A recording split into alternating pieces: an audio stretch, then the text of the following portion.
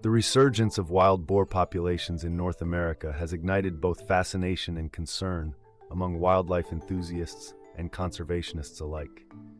These spirited creatures, descendants of European imports from centuries past, now roam the continent in growing numbers, presenting a complex challenge for those dedicated to preserving our natural world. In urban Europe, encounters with wild boars have become increasingly common, with reports ranging from curious incidents of bag snatching in bustling cities to surprising cases of mistaken identities, such as being confused for lions in Berlin.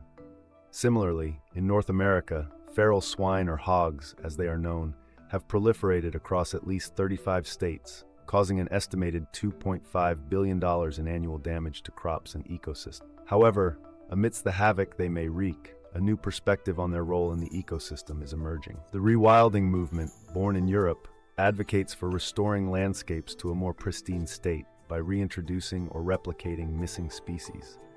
This approach, known as trophic rewilding, aims to rejuvenate ecosystems and promote biodiversity. But where do wild pigs fit into this delicate balance? While they're often labeled as invasive pests, some conservationists argue that they can also play a positive role in shaping ecosystems. For instance, their rooting behavior helps aerate soil and create habitats for less competitive plant species, ultimately fostering biodiversity. In regions like England, where wild boars were once native, efforts are underway to reintegrate them into the landscape. Chantal Lyons, a passionate advocate for boar conservation, emphasizes the need to reassess our relationship with these creatures and embrace a more harmonious coexistence. However, the debate surrounding wild boars extends beyond ecological considerations. Control strategies, ranging from recreational hunting to the reintroduction of natural predators like wolves, are hotly debated. While some argue for aggressive population control to mitigate economic and ecological damage, others advocate for a more nuanced approach that acknowledges the potential benefits of boar presence in certain ecosystems. Amidst these discussions, one thing is clear. There's a pressing need for further research to understand the long-term impacts of wild boars on both plants and other wildlife species.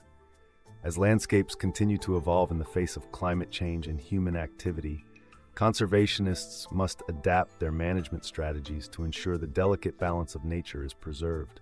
In essence, the resurgence of wild boars poses a conservation conundrum, one that requires careful consideration of ecological, economic, and ethical factors. As we navigate this complex landscape, the key lies in finding a sustainable path forward that safeguards both wildlife and the environment for generations to come. What do you think is the most effective approach to managing wild boar populations while preserving biodiversity?